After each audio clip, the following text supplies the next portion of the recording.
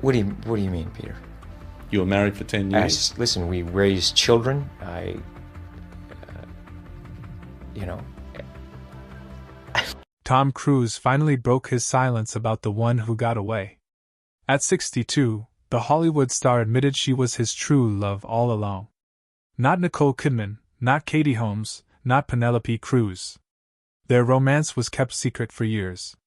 While fans watched his public relationships crumble, she stood by him through Scientology drama and career ups and downs. When asked why he never spoke up before, Tom simply said, "I wasn't ready for the world to know. You'll never guess who captured his heart forever." Tom Cruise was born on July 3, 1962, Syracuse, New York. Real name was Thomas Cruise, my father. Childhood was rough. Father was abusive. Family was poor, had 3 sisters, and moved constantly. Time he turned 18 and already attended 15 different schools. It's a new school almost every year. Move meant new faces, rules, no real friends. Made him adaptable, made him hungry. His family moved to Ottawa in 1971. Tom had his first real experience with acting. Just 10 years old, formed in a small school play. Called it wasn't much, but something clicked. Wasn't stable.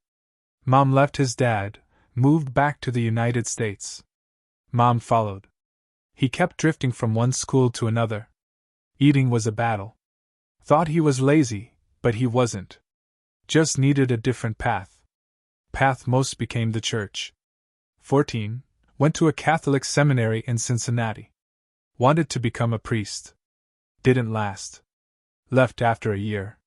Some say it was because of a family move. Say he was caught stealing liquor. Way priesthood dream ended. Something else began. After being cut from his high school football team for drinking beer before a game, auditioned for a school play. Eisendahl's play changed everything. Felt alive on stage.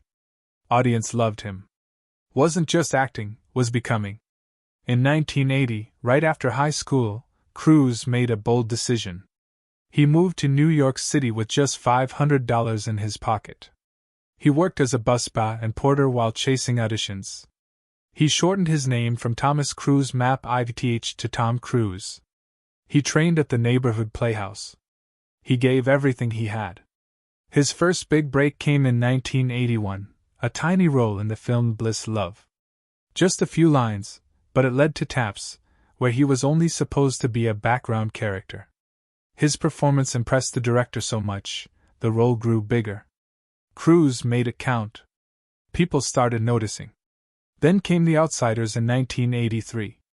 He played Steve Randall. It wasn't the lead, but it put him alongside future stars. He belonged in that group. But it was risky business that changed the game. In 1983, Cruise played Joel Goodson in a coming-of-age film about a high school senior who turns his house into a brothel. It was crazy funny. It made $63.5 million on a $6.2 million budget. People didn't just like the movie, they remembered it. At one scene, Cruise in his underwear dancing to old-time rock and roll became iconic. He got a Golden Globe nomination. He was no longer just promising. He was a star.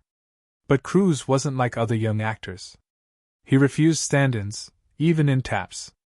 He did dangerous stunts himself. On The Outsiders, he stayed in character off camera. Directors noticed. He prepared like no one else. He memorized scripts with color codes. He used audiobooks. He moved while learning lines. It helped him overcome his dyslexia. His struggle became his strength. In 1984, Hollywood came calling with Footloose. They offered him $2 million. But Cruise turned it down. Instead, he chose a risky fantasy film called Legend. It flopped. People said he ruined his career. But Cruise didn't panic. In 1986, Tom Cruise went from rising star to Hollywood king with Top Gun. The movie made $176 million that year, more than any other film, and turned him into a global icon. Just behind it was Crocodile Dundee, which almost beat Top Gun by just $2 million. But Cruise pulled ahead. His role as fighter pilot Maverick wasn't just cool, it was electric. He became the face of American confidence, sunglasses and all. And the film did more than break records. It boosted Navy recruitment. Young people didn't just want to watch Cruise, they wanted to be him. That same year, he made another bold move. He teamed up with Martin Scorsese for The Color of Money. It wasn't a blockbuster, it was smart. It cost $14.5 million to make and earned $52.3 million.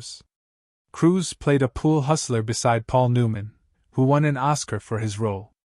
Cruise didn't win, but he won something else: respect. After Top Gun, people saw him as a star. After Color of Money, they started seeing him as a real actor too. It showed he could do more than run fast and flash a smile. He could hold his own next to legends. Years later in 1988, Cruise did something most stars wouldn't. He took a step back. Rain Man. He let Dustin Hoffman shine. But Cruise didn't fade. He matched Hoffman's energy with raw emotion. One scene, he throws underwear out of a car shouting, "Kmart sucks." That wasn't in the script. Just happened. In another, they were in a phone booth when Hoffman passed gas. Cruise's shocked face stayed in the film. His most powerful moment came when his character read his father's will. You could see the pain, the disbelief, the betrayal all in one breath. Hoffman won the Oscar, but Cruise was the backbone. Without him, the movie wouldn't hit as hard.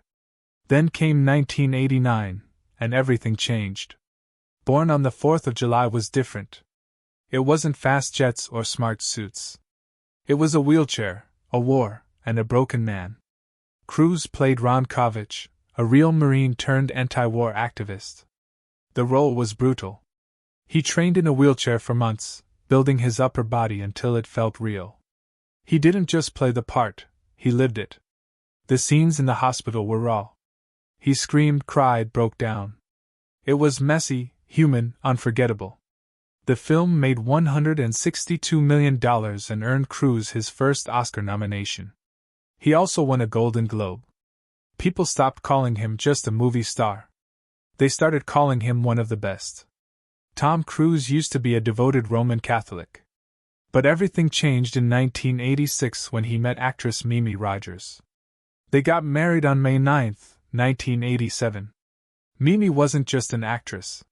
She had deep roots in Scientology.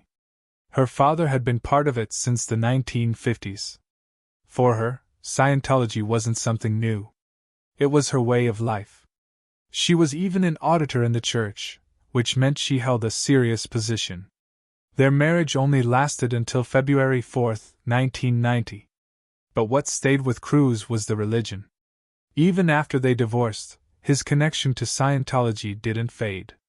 In fact, when the tabloid star revealed his involvement in 1990, it made headlines.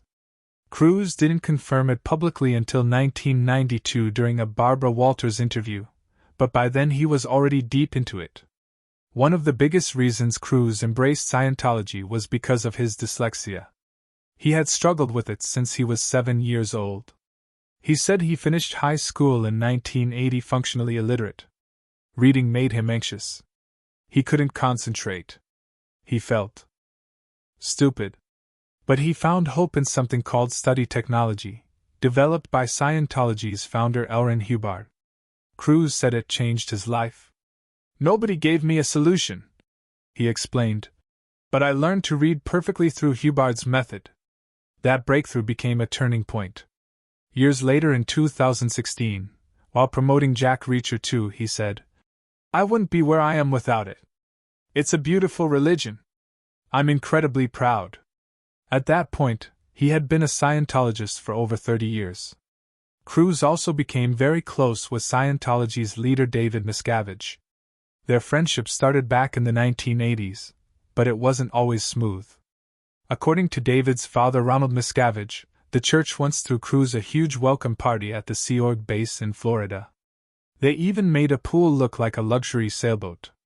Elrin Hubbard's personal chef cooked a special meal, but Cruise showed up 4 hours late and went straight to bed. David was furious. This showed just how tense things could get between two of the most powerful figures in the church. Later in 1999, Cruz almost walked away. He reportedly got scared when church leaders promised to reveal details about Xenu, a mysterious alien figure in Scientology lore. He backed off, but the church didn't want to lose him, so they sent Marty Rathbun, a top official, to bring him back. At work, Cruz returned and continued his studies. By the early 2000s, Cruz wasn't just a follower, he became a fighter for Scientology. He began using his fame to try and get it officially recognized as a religion, especially in Europe. In 2005, the Paris Council revealed that Cruz had directly contacted top French politicians, including Nicolas Sarkozy, but it backfired. French officials called him a militant spokesman for Scientology and cut ties with him completely. That didn't stop him. After the 9/11 attacks, he helped set up a group called Downtown Medical. It offered detox treatment to New York City rescue workers. Many doctors criticized it, saying it wasn't backed by science. But in 2004, David Miscavige gave Cruz a special award, the Scientology Freedom Medal of Valor, for his efforts to the church. He was a hero. As his role in Scientology grew, Cruz also tried to bring others into it. Former Scientologist Paul Haggis said Cruz tried to recruit some very big names. That list included James Packer, the Beckhams, Jada and Will Smith, and even Steven Spielberg. These weren't just friendly chats. These were real efforts to pull powerful people into the church. And that's where religion and Hollywood started to blur. His beliefs were now shaping his professional life. Around 1999, while filming Eyes Wide Shut, Cruz stepped back from Scientology again. Church leaders had promised him details about Xenu, but things got complicated. Still, he returned as always. Tom Cruise met Nicole Kidman in early 1990 while filming Days of Thunder. He was 28, she was 23. Their connection was instant. Less than a year after finalizing his divorce from Mimi Rogers, Tom married Nicole on Christmas Eve in Telluride, Colorado. It was fast, intense, and full of hope. Nicole would later say, "I was so young when I got married. I look back now and I'm like, what?" But in that moment, they were all in. Nicole wanted kids right away. She said, "From the minute Tom and I were married, I wanted to have babies." But something tragic happened early in their marriage. Nicole had an ectopic pregnancy. It was painful both physically and emotionally. Baby couldn't survive. They were devastated. That loss pushed them toward adoption. In 1992, they adopted their daughter Isabella. In 1995, their son Connor joined the family. The kids traveled with them across movie sets. For a while, it looked like the perfect Hollywood family. They also worked together on screen. In 1992, they played Irish immigrants in Far and Away, a big-budget historical drama. The film cost $60 million to make and earned $137.8 million worldwide. 7 years later, they teamed up again for something much darker, Stanley Kubrick's Eyes Wide Shut. It was supposed to take 6 months to shoot. It took 2 years. They filmed in England, away from everything. Kubrick kept them isolated and often asked them personal questions, using parts of their real marriage in the story. Nicole said they used to go kart racing at 3 a.m. to blow off steam. She even said she would have stayed a third year if Kubrick had asked, but he died 4 months before the film came out. It was his final movie and one of the strangest films either of them ever made.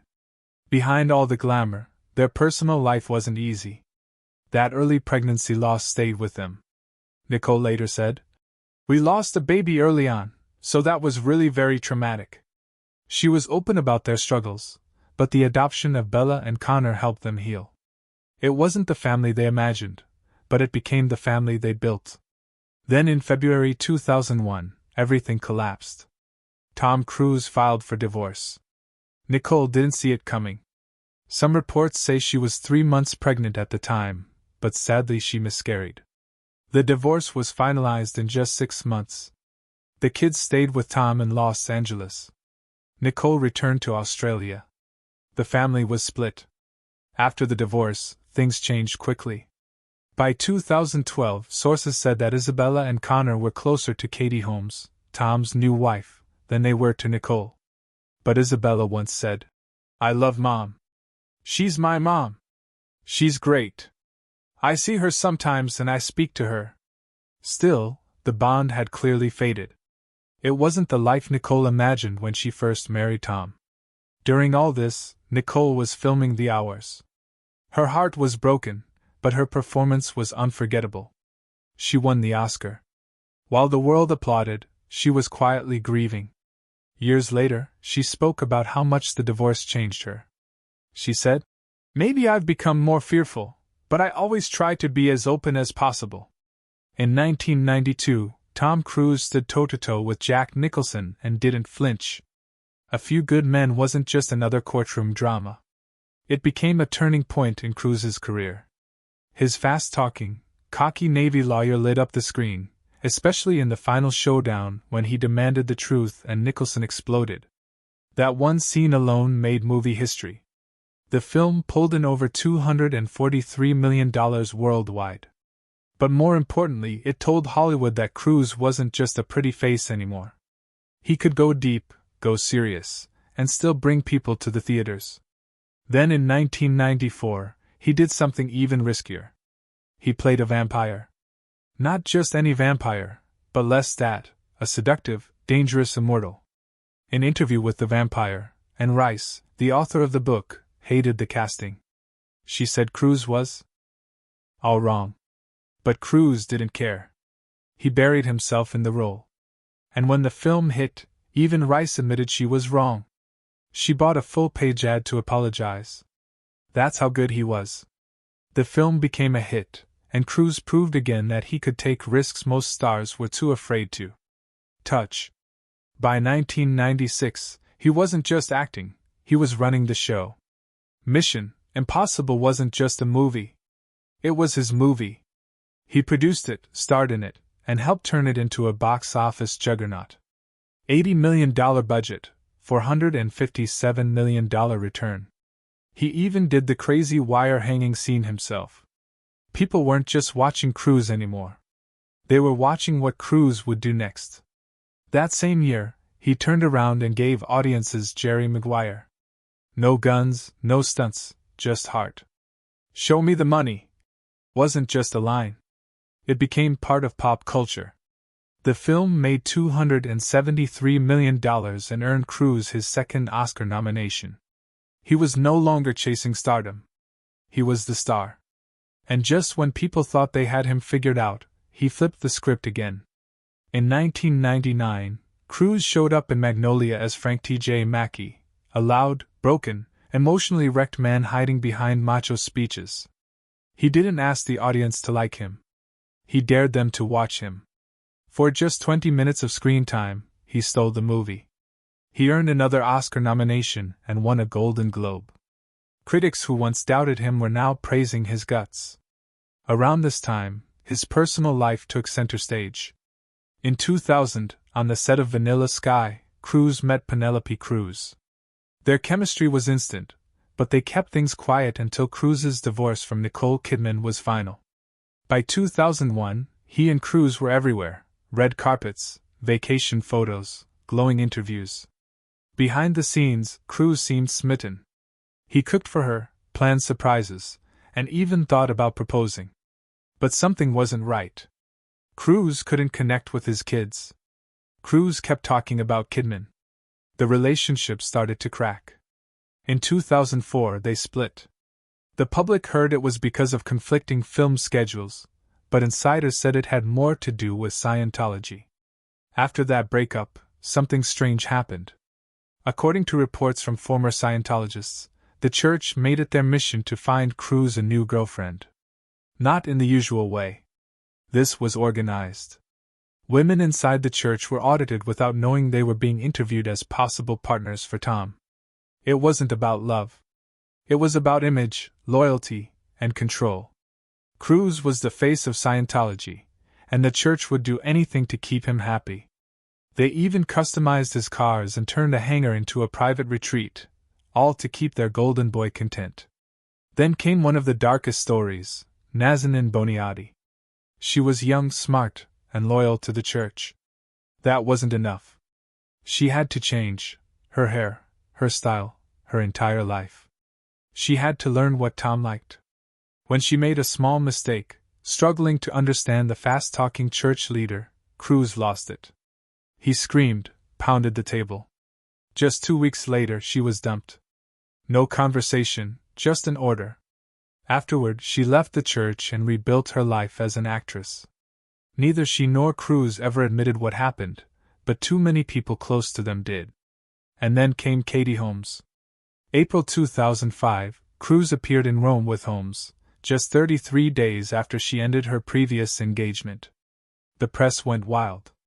She was 26. He was 42. People started calling them Tomcat. Holmes had once said she dreamed of marrying Cruz. Now here they were, hand in hand, glowing for cameras.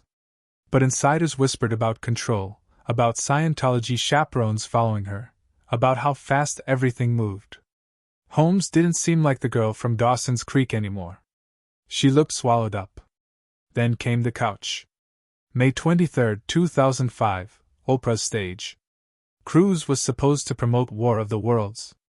But the second she asked about Holmes, he went off the rails. He jumped. He shouted. He dropped to one knee and shook Oprah's hands. The crowd clapped awkwardly. Viewers at home weren't sure if it was real or a breakdown. The clip went viral before going viral was even a thing. Studios panicked. Paramount reportedly lost up to $50 million. Women, especially the ones who had swooned over Cruz for years, suddenly backed away. In just a few minutes, the golden boy of Hollywood became a punchline. Tom Cruise was on top of the world.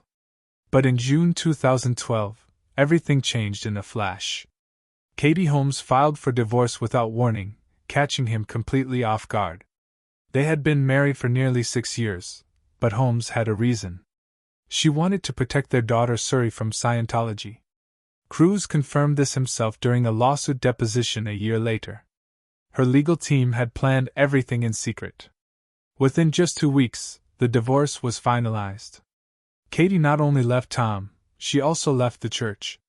Reports said she was afraid Cruz wanted to fully pull Suri into Scientology, and she wasn't going to let that happen. That wasn't the only blow. Years earlier in 2006, Cruz suffered a major hit to his career. Paramount Pictures, his longtime studio partner, ended their 14-year relationship. It was brutal and public. Viacom's chairman said Cruz's recent behavior had hurt his image and his films. Mission Impossible 3 made $390 million, which sounded good, until you remembered War of the Worlds had made $591 million just a year before. Cruz had just been ranked Hollywood's top-earning actor by Forbes, with $67 million in 1 year. But none of that mattered. His reputation was too risky, and they cut him loose. Cruz needed to rebuild, and fast. So in 2008, he did something completely unexpected. He became Les Grossman, loud, bald, foul-mouthed. It was a role nobody saw coming. Cruz had created the ridiculous studio boss character himself for Tropic Thunder. Covered in prosthetics and fake chest hair, he danced, screamed, and swore his way back into Hollywood's good graces. Viewers were shocked when they realized it was actually him. The gamble worked. People were laughing with him again instead of at him. Then came Mission Impossible: Ghost Protocol. In 2011, Cruz shifted the franchise away from drama and toward jaw-dropping action. He climbed the Burj Khalifa, the tallest building in the world, with nothing but a wire. That stunt, done at 2,722 feet in 79 miles per hour winds, changed everything. People stopped talking about his personal life and started talking about his fearlessness. The movie earned nearly $700 million. He followed up with Rogue Nation in 2015, bringing in another $682 million. His comeback was real. But Cruz didn't stop there. In Rogue Nation, he clung to the side of an actual plane during takeoff, at 52 years old.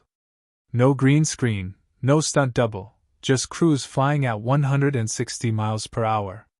Insurance companies didn't even want to cover it.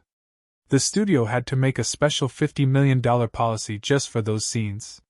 His legend was growing, not as a celebrity, but as the last real action star in an era of CGI. Even injuries didn't slow him down. In 2017, while filming Mission Impossible: Fallout, he broke his ankle leaping between buildings in London. The cameras kept rolling. He finished the shot.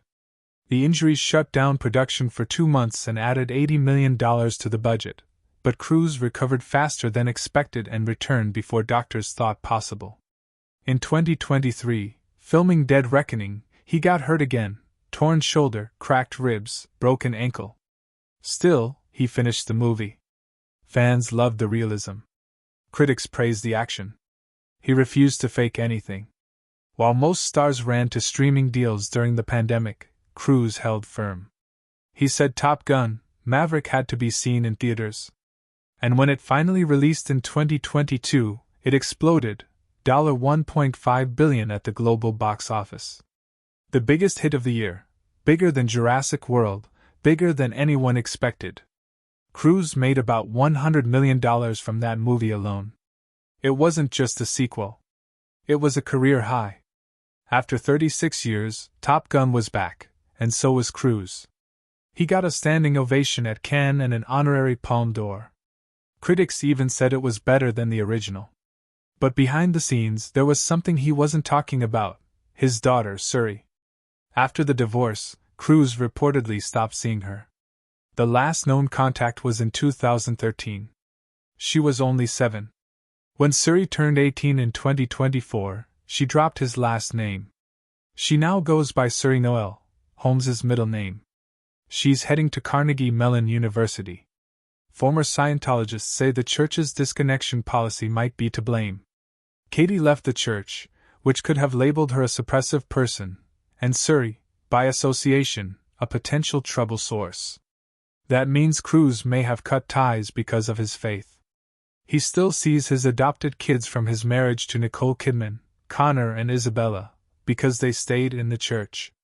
But Suri, she's gone from his life. Now rumors are swirling again. In 2025, Cruise, now 62, was spotted multiple times with Ana de Armas.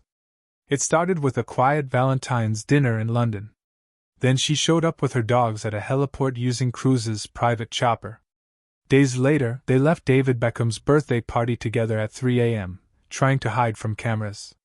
People magazine says they're just friends, but the photos tell another story. Both are single. Both are stars. And the buzz won't